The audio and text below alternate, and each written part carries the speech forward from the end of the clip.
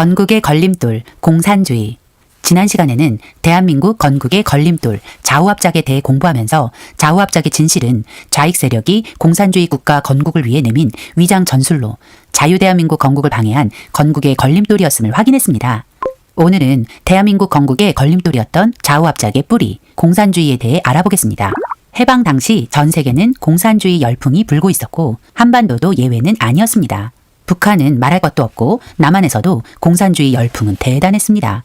1946년 미 군정청 조사에 따르면 38선 이남에 사는 사람들의 78%가 사회주의와 공산주의를 지지했다고 하니 그 당시 공산주의 열풍이 어느 정도였는지 짐작이 됩니다. 그런 분위기에서 남한에는 좌우합작의 바람이 불어닥쳤고 이승만 박사는 그에 맞서 공산주의와 공조는 절대 불가능하다. 공산주의와 맞서 싸워야 한다라며 공산주의와의 좌우합작을 끝까지 반대했습니다. 이승만 박사는 왜 공산주의와의 연합을 그토록 반대한 것일까요? 그 이유는 이승만 박사가 1923년 태평양 잡지에 발표한 공산당 당부당에 잘 나와 있습니다. 이 박사는 이 글에서 공산주의를 원래 자유롭게 되기 원하는 인간의 본성을 거역해가며 국민을 지배하려는 사상이라고 비판했습니다. 공산주의가 사람들에게 자유를 줄 것처럼 말하지만 실상은 자유를 빼앗아 노예로 만드는 악한 사상이라는 것을 이 박사는 정확히 파악하고 있었기 때문에 공산주의와 연합을 절대 용인할 수 없었던 것입니다. 자, 이제부터 공산주의가 무엇인지 살펴보겠습니다. 공산주의가 주장하는 핵심은 사유재산 철폐와 모든 재산 공유입니다. 언뜻 들으면 꽤 괜찮은 말처럼 들릴지도 모릅니다. 그러나 이 말은 치명적인 독을 숨긴 채 화려한 겉모습으로 손을 흔드는 독버섯과 같습니다. 사유재산이 무엇입니까? 말 그대로 한 개인이 소유한 재산입니다. 한 개인의 노력으로 얻은 대가로 당연히 그 사람이 그 재산에 대한 모든 권한을 가지는 것이 지극히 상식적인 일입니다. 그런데 공산주의자들은 그 재산이 마치 자신의 것인 양 사유재산을 철폐한다고 주장하는 것입니다. 더구나 그 재산을 일구는데 그 어떤 힘도 보태지 않은 사람과 재산을 공유하라고 하는 것이죠. 그렇다면 어떻게 사유재산을 철폐하고 재산 공유를 가능하게 한다는 것일까요?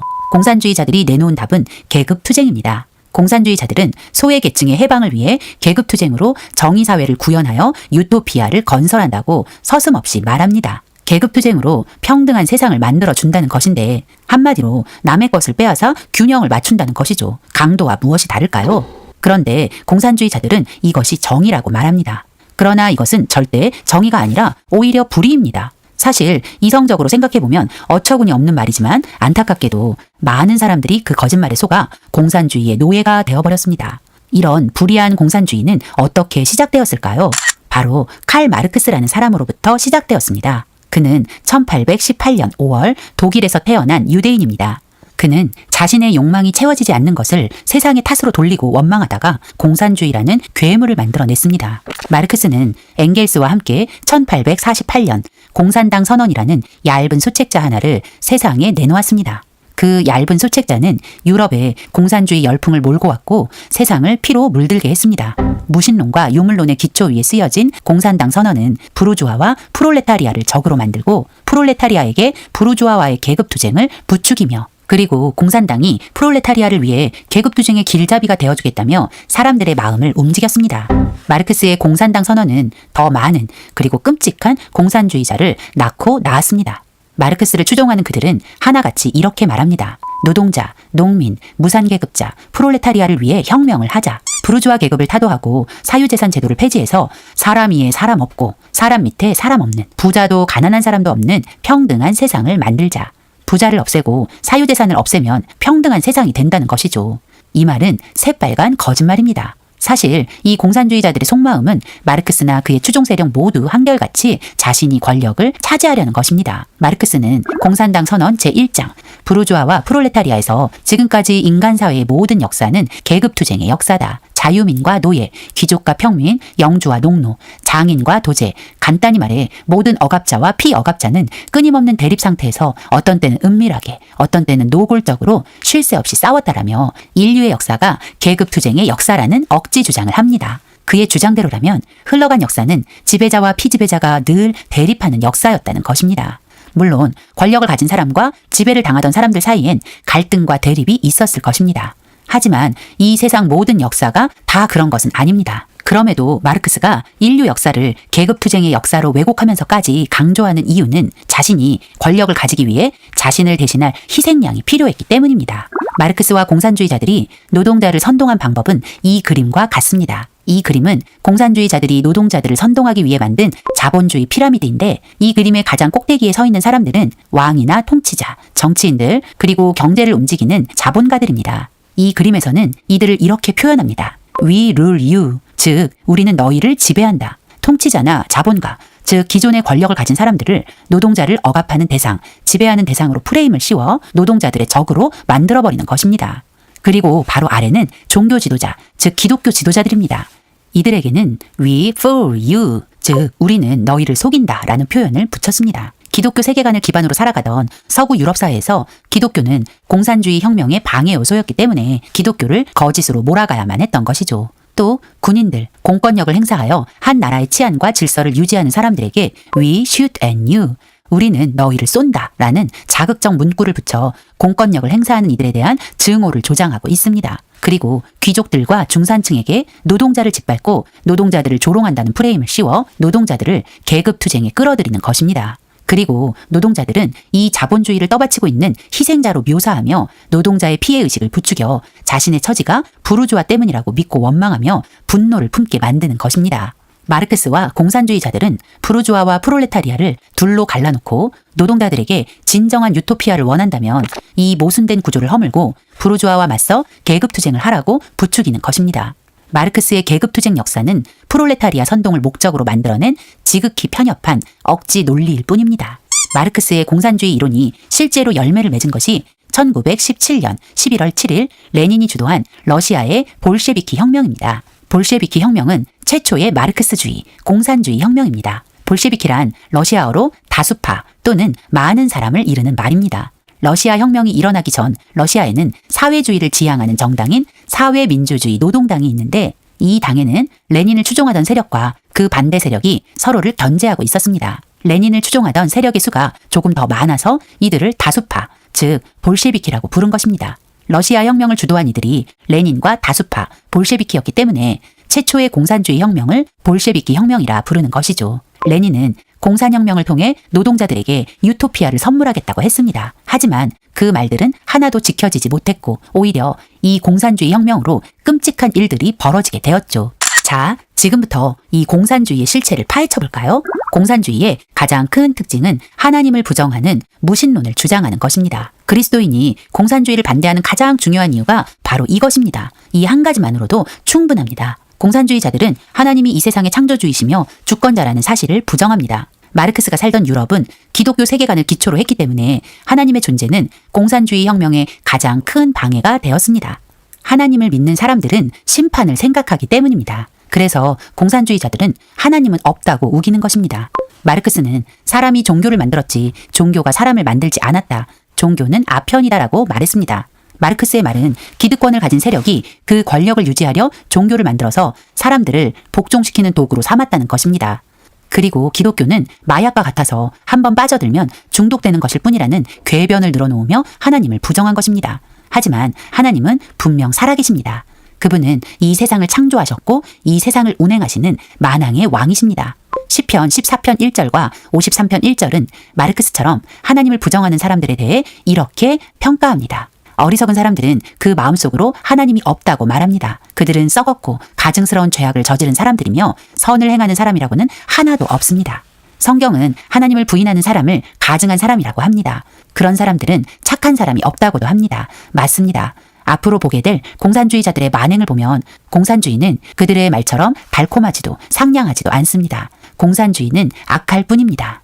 그런데 자신을 기독교인이라고 말하는 사람 중에 공산주의를 좋게 평가하는 사람들이 있습니다. 공산주의가 다 나쁜 건 아니야. 공산주의도 처음 시작은 좋은 게 있었어. 이 말은 틀렸습니다. 하나님이 없다고 말하는 공산주의는 처음부터 악한 것입니다. 공산주의자들은 하나님이 없다고 말하면서 하나님 대신 사람을 신처럼 섬기는 우스꽝스러운 짓을 합니다. 이런 모순적 행동의 바탕에는 인본주의가 숨어 있습니다. 이 세상에는 크게 두 개의 세계관이 존재하는데 성경적 세계관 또는 기독교 세계관, 다른 하나는 인본주의 또는 자연주의 세계관입니다. 성경적 세계관은 모든 선택의 기준이 하나님의 말씀이지만 인본주의 세계관은 모든 선택의 기준이 시대마다 또 환경에 따라 달라지는 사람의 말과 생각입니다. 공산주의자들은 철저한 인본주의자들입니다. 그래서 오류가 나타나는 것입니다. 성경적 세계관으로 세상을 사는 사람들은 자신의 생각과 방법대로 살지 않고 오직 하나님의 뜻을 따라 하나님의 방법대로 살아갑니다. 그러나 인본주의 세계관으로 사는 사람들은 사람의 생각이 너무 중요합니다. 그래서 하나님의 자리에 사람을 세우고 숭배합니다. 공산주의 혁명으로 권력을 잡은 사람은 하나님의 자리에 자신을 올려두고 경배하도록 했습니다.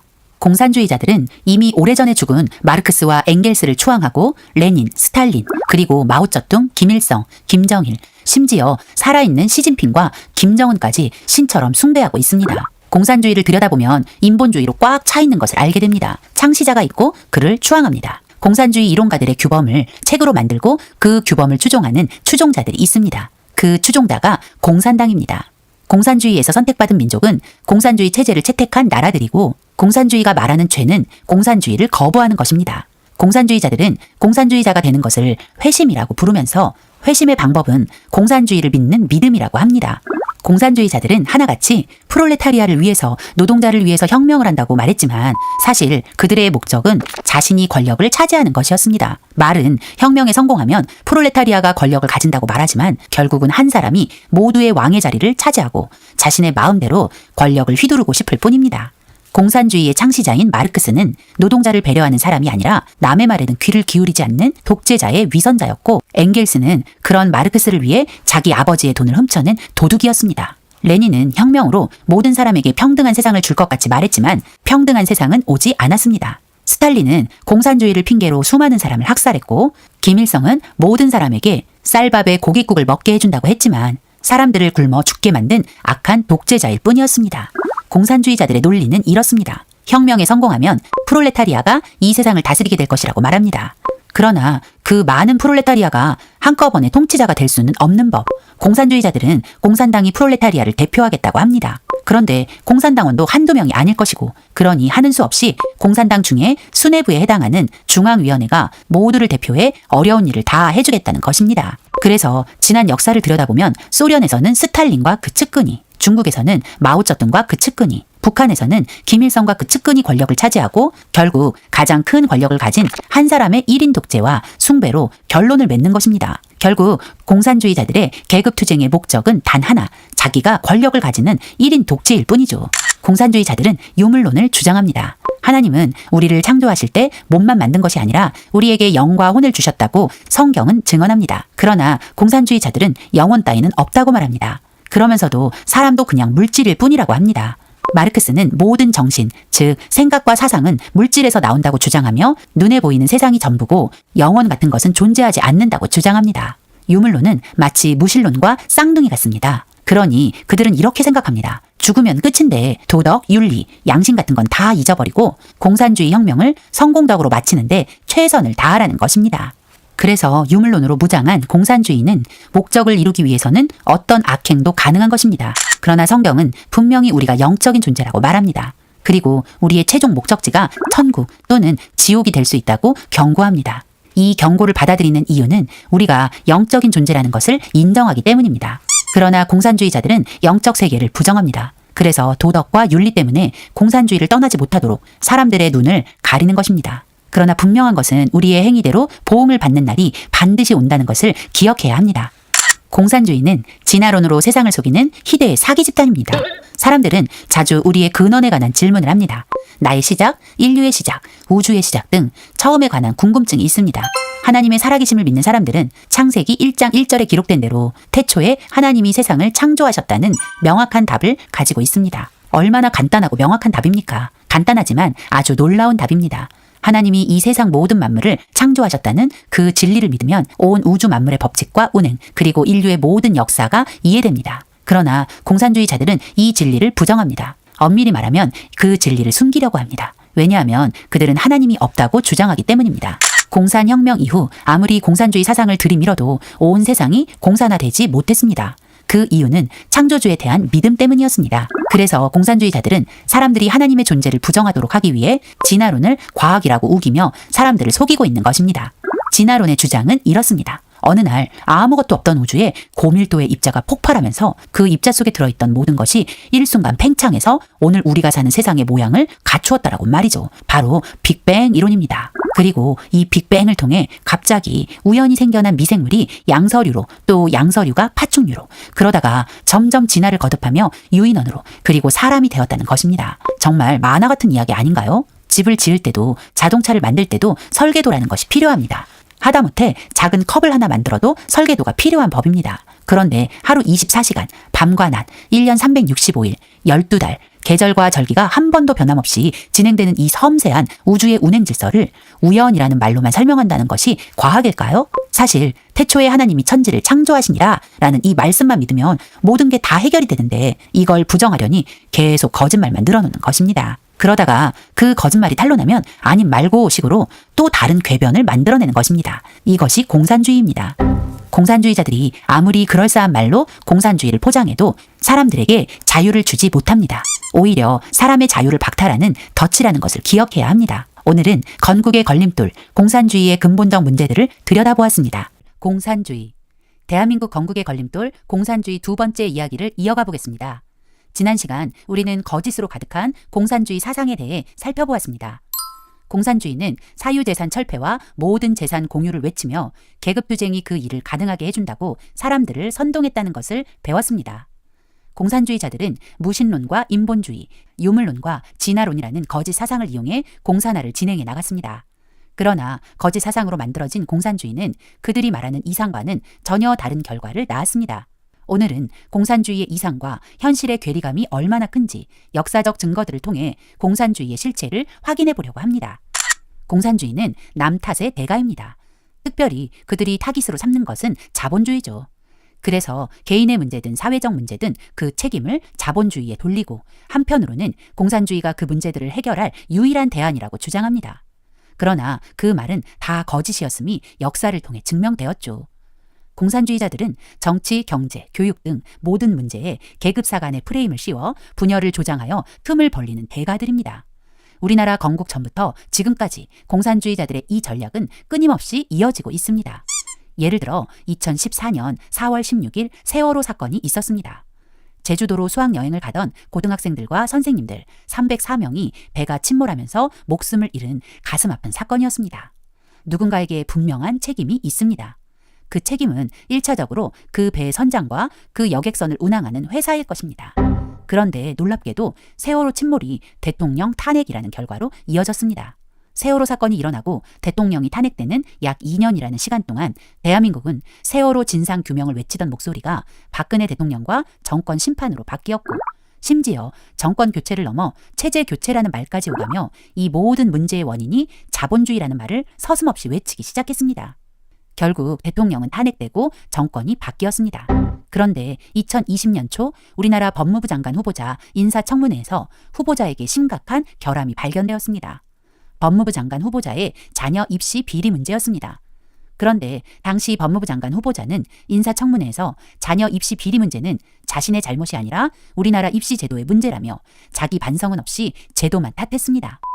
더구나 당시 대통령이던 문재인 대통령은 해외 순방차 출국하는 와중에 공항에서 긴급히 기자회견을 열어 조국 법무부 장관 후보자 가족을 둘러싼 여러 가지 문제가 논란이 되고 있는데, 이것은 입시 제도의 문제니 입시 제도를 살펴봐 주기 바란다라고 했습니다. 왜 공산주의자들이 하는 말과 행동이 문재인 전 대통령과 조국 전 법무부 장관에게서 그대로 보여지는지 모르겠습니다. 제도는 완벽하지 않습니다.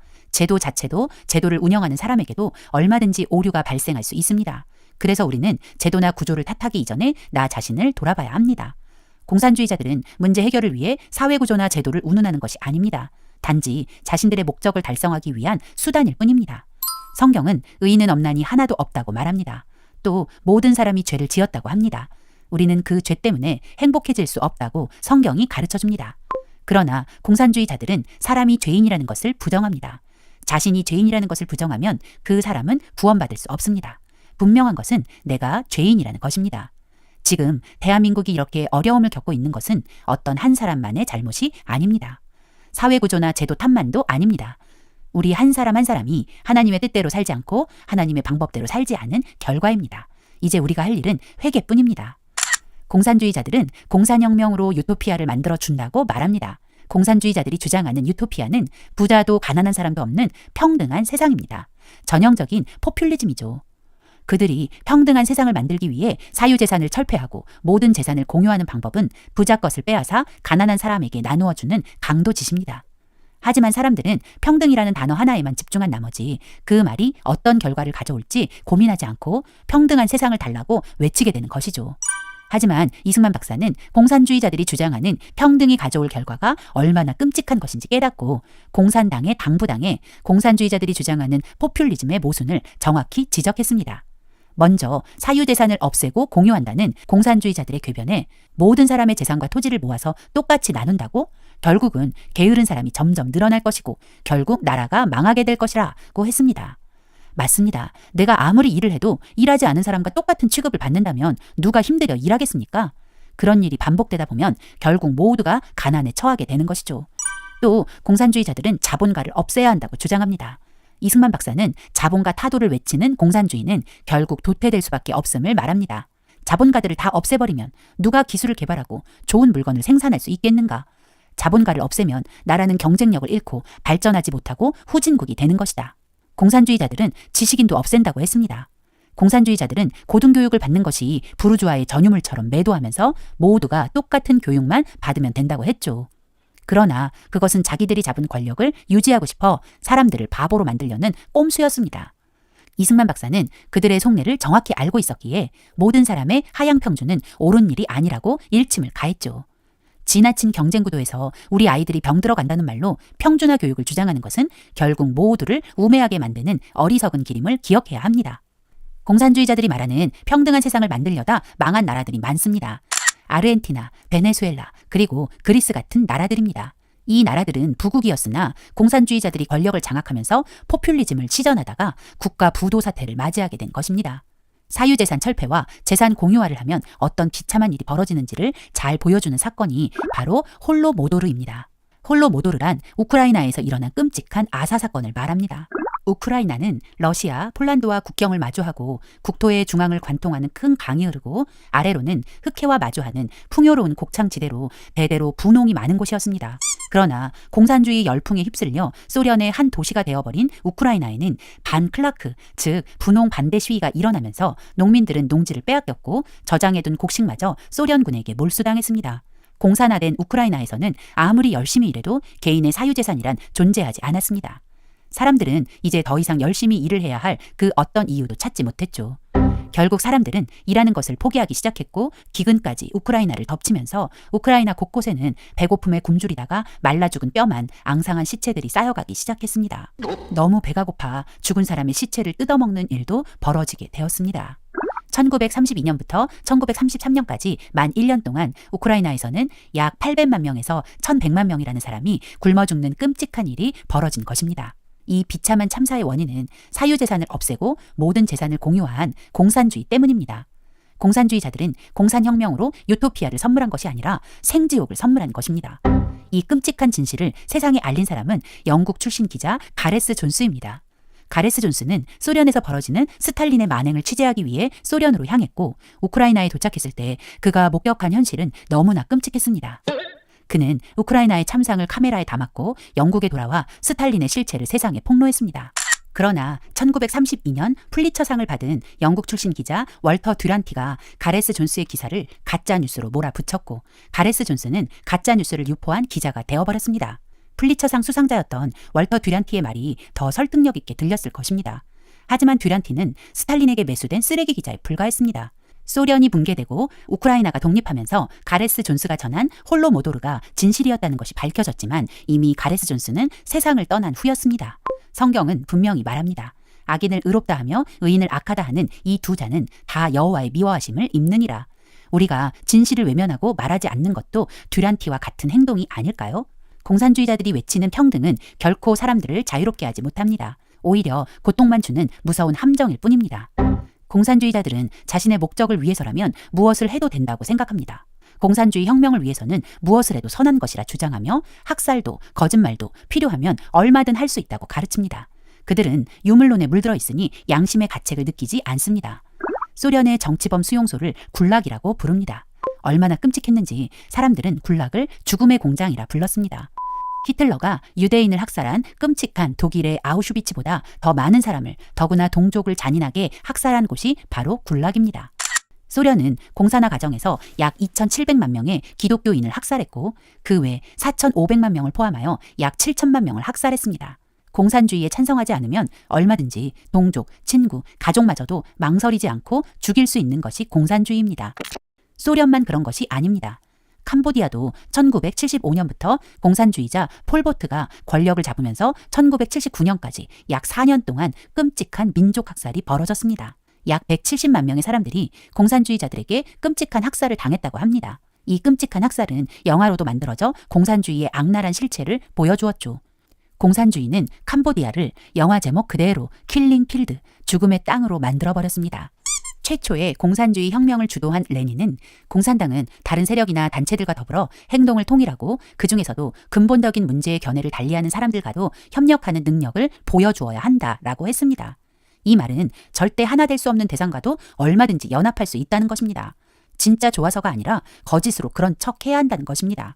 예를 들면 공산주의와 기독교는 절대 하나가 될 수 없습니다. 왜냐하면 그들은 하나님을 부정하고 우리는 하나님을 위해 사는 사람들이니까요. 그런데도 공산주의자들은 얼마든지 우리와 친한 척할 수 있다는 것입니다. 그러나 자신의 목적을 이루고 나면 가차없이 제거해버리죠. 공산주의자들은 착한 척, 친한 척을 몹시 잘합니다. 속임수의 달인이죠.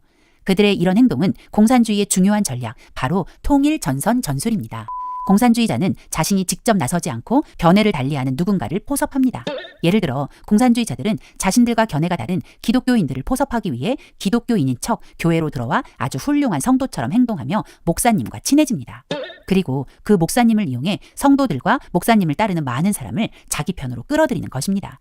이게 바로 그들의 속이기 전략, 통일 전선 전술의 한 방법입니다. 또 공산주의자들은 적이 생기면 절대 혼자 덤비지 않습니다. 만약 적이 셋이라면 먼저 적 둘을 포섭합니다. 그래서 셋이 힘을 모아 적 하나를 제거하죠. 그리고 나면 또 하나의 적을 포섭해 둘이 하나의 적을 제거하는 것입니다. 그리고 마지막 1대1이 되면 아주 격렬하게 싸워서 나머지 하나의 적을 제거해버리고 공산주의자가 모든 권력을 차지하는 것, 이것이 그들의 전략입니다. 우리는 그런 사람들을 배신자라고 하지만 그들은 그렇게 생각하지 않습니다. 오히려 프롤레타리아의 독자성이라며 자신들의 전략을 자랑하죠. 자신들의 목적을 위해서라면 뭐든지 괜찮다는 악한 신념을 가진 자들이 바로 공산주의자입니다. 공산주의자들은 거짓 선전선동의 달인입니다. 그들은 거짓말로 사람들의 마음을 빼앗습니다. 그래서 그들은 혁명을 할 때 언론부터 장악합니다. 우리는 자주 뉴스에서 봤는데 라고 말하며 뉴스에서 나온 말이니 믿을 수 있다고 생각합니다. 정말 뉴스를 믿을 수 있을까요? 그렇지 않습니다. 공산주의자들은 혁명에 앞서 언론을 장악하고 자신들이 원하는 뉴스를 만들어 세상을 기만하는 능력자들입니다. 레닌이 공산혁명을 할 당시에는 신문이 언론의 대표 주자였다면 지금은 인터넷, 유튜브, SNS, TV 뉴스, 신문 등으로 그 폭이 넓어졌습니다. 공산주의자들은 그런 매체를 이용해 사람들을 속이고 선동한다는 것입니다. 레닌은 공산혁명을 하려면 반드시 언론을 이용해야 한다고 했습니다. 잘 훈련된 소수의 공산주의 혁명가가 있다고 혁명에 성공하는 것이 아니다. 대중을 선동해서 공산주의를 지지하게 만들어야 한다. 그것을 위해 언론은 아주 중요하다. 적의 약점을 폭로하고 많은 사람이 우리의 적을 미워하게 만들어야 한다. 그것을 위해 신문이 필요하다. 언론은 집단적 교육자, 선전자, 선동자, 조직자이기 때문이다. 민주주의가 망할 때까지 우리가 민주주의인 척하면 된다. 레닌은 신문을 이용해 적의 약점을 폭로하고 사람들이 그 적을 미워하게 하고 자신들은 좋게 보이도록 하라고 했습니다. 언제까지? 적이 완전히 망할 때까지. 그래서 공산주의자들은 언론을 장악하고 이용하는 것이죠. 이 그림을 보면 언론이 얼마나 쉽게 이용당하는지 알게 됩니다. 실제 장면과 카메라에 담긴 장면은 뭔가 위화감이 있습니다. 실제는 오른쪽 사람이 가해자인데 카메라에 담긴 장면은 왼쪽 사람이 가해자로 보이게 만들었습니다. 언론 장악의 노림수가 바로 언론 조작입니다. 무엇을 보여주느냐에 따라 진실은 얼마든지 덮일 수 있기 때문이죠. 공산주의자들은 자신들의 목적을 위해 지금도 이런 일들을 하고 있습니다. TV, 신문, 그리고 여러 매체, 기독교 신문인 줄 알았던 곳에서 언론 조작을 통해 사회주의 공산주의는 엄청나게 숭고하고 깨끗한 것처럼 추켜세워 사람들에게 호감을 가지게 하고 자유민주주의나 기독교는 엄청난 비리 집단처럼 프레임들을 만들어 사람들로부터 미움을 받게 하는 것입니다. 그런데 이런 언론도 결국엔 공산주의자들에게 제거 대상이라네요. 레닌은 공산주의 혁명이 끝나고 나서 신문을 그냥 두는 것은 바보 같은 짓이라고 했습니다. 레닌은 러시아에 있던 41개의 신문을 활용해서 혁명에 성공하고는 혁명이 끝난 후 한두 개만 남겨놓고 3일 만에 모든 신문을 폐간시켜버리죠. 공산주의자들이 원하는 언론은 혁명의 도구일 뿐 결코 진실을 전하는 전달자가 아니라는 것을 기억해야 합니다. 공산주의 혁명의 목적이 무엇일까요? 바로 가정과 교회, 국가 해체입니다. 왜 공산주의자들은 가정과 교회를 해체하려 할까요? 공산주의자들이 가정과 교회를 해체하려는 까닭은 그들이 하나님과 교회를 대적하는 적그리스도 세력이기 때문입니다. 레닌은 공산주의 혁명을 하면서 교회를 노동자, 농민, 무산 대중의 원수로 규정하고 교회를 없애야 한다고 했습니다. 스탈린 다음으로 소련의 권력을 잡은 후르시초프는 3년 안에 크리스천들을 다 없앤 후 마지막 한 사람 남은 것을 전국 TV에 보여준 다음 처치하여 크리스천들의 씨를 말려버리겠다고 했습니다. 그런데 공산혁명 이후에도 여전히 완전한 공산화가 되지 않았습니다. 억압할수록 교회는 힘을 얻었고 신앙을 통해 공산주의와 싸우게 되었기 때문입니다. 공산혁명으로만 진정한 공산주의를 완성할 수 없다는 것을 깨달은 게오르크 루카치는 마르크스 혁명의 실패 원인을 기독교로 규정했습니다. 그리고 더 이상은 집단적 혁명이 아닌 개인의 의식, 정신, 문화에서 기독교를 완전히 뿌리 뽑아야 공산혁명이 가능하다고 주장했습니다. 안토니오 그람시는 진지정과 헤게모니 이론을 세상에 내놓으며 전쟁에서 진지를 구축하여 싸우듯 정치, 경제, 교육, 문화 등 다양한 영역의 공산 진지를 구축하고 오랜 시간에 걸쳐서라도 주도권을 장악하여 공산주의를 완성하자고 했고 그람시의 진지정과 헤게모니, 즉 주도권 장악은 이미 대한민국을 아수라장으로 만들어버렸습니다. 그람시의 진지전은 문화혁명이라는 이름으로 중국을 장악해 모든 권위에 도전하도록 사람들을 부추겼습니다. 학생이 선생님을 죽이고 또 자녀가 부모를 처단하게 하는 일들이 마구 일어났죠. 결국은 가정이 깨지고 학교가 무너지고 교회가 무너졌습니다. 중국에서 이런 혁명이 성공하고 난 후 유럽에도 그 혁명의 바람이 불기 시작했습니다. 1968년 유럽에는 모든 금지하는 것을 금지하라. 불가능한 것을 요구해 구속 없는 삶을 즐겨라 라고 외치며 공산주의자들의 새로운 전략이 시작되었습니다.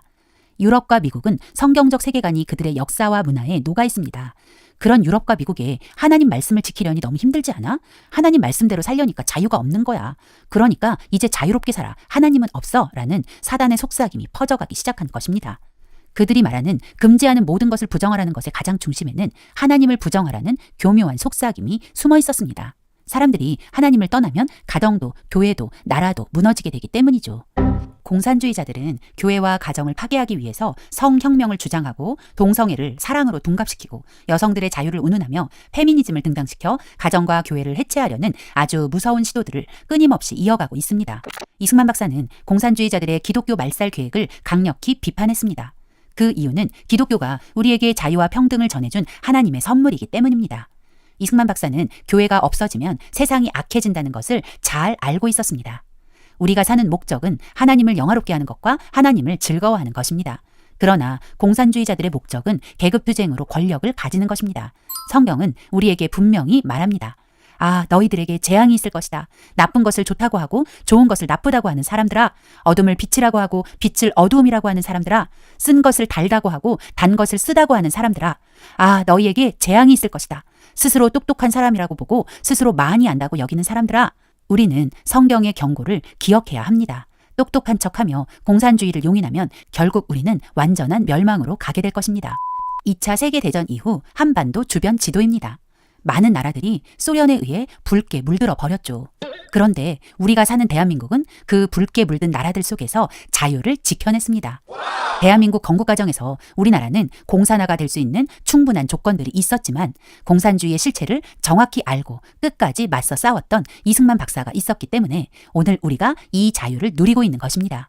사람의 수가 많다고 승리하는 것이 아닙니다. 한 사람이라도 깨어 있다면 승리할 수 있습니다. 위기 때마다 하나님을 의지하고 넓은 길이 아닌 하나님이 원하시는 길로 걸어간 이승만 박사처럼 우리가 위기에서 대한민국을 건져낼 한 사람이 되시길 바랍니다.